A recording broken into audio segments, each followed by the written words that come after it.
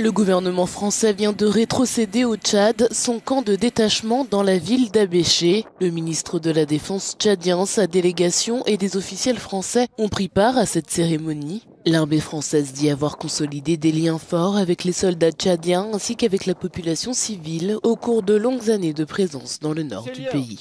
Sont le témoignage vivant de l'amitié qui unit nos deux peuples et qui, malgré le départ de nos troupes, perdurera.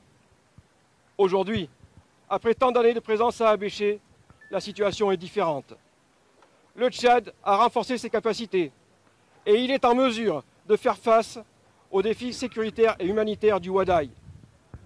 La restitution du camp à l'armée tchadienne en est un symbole. Ce retrait n'est pas un adieu de la France, mais un au revoir de ses militaires.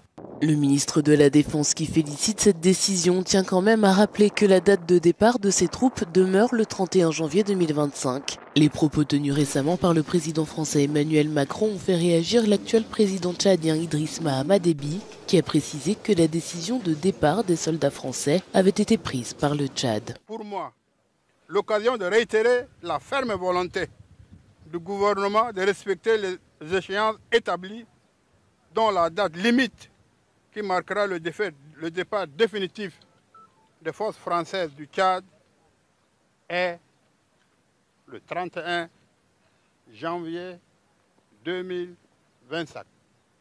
31 janvier 2025.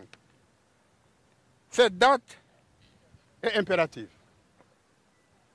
Cette date est non négociable. Abéché, la ville du nord du Tchad, est réputée depuis des années pour son hostilité à la présence de la base française. Des manifestations pour réclamer le départ des troupes françaises ont toujours eu lieu dans la ville, même si elles ont été violemment réprimées par le régime tchadien par le passé. 2 jours avant ce départ, des colonnes de camions chargés de conteneurs et de matériel lourd ont pris la route de N'Djamena, car une partie du matériel transitera par le Cameroun pour être acheminé vers la France par bateau.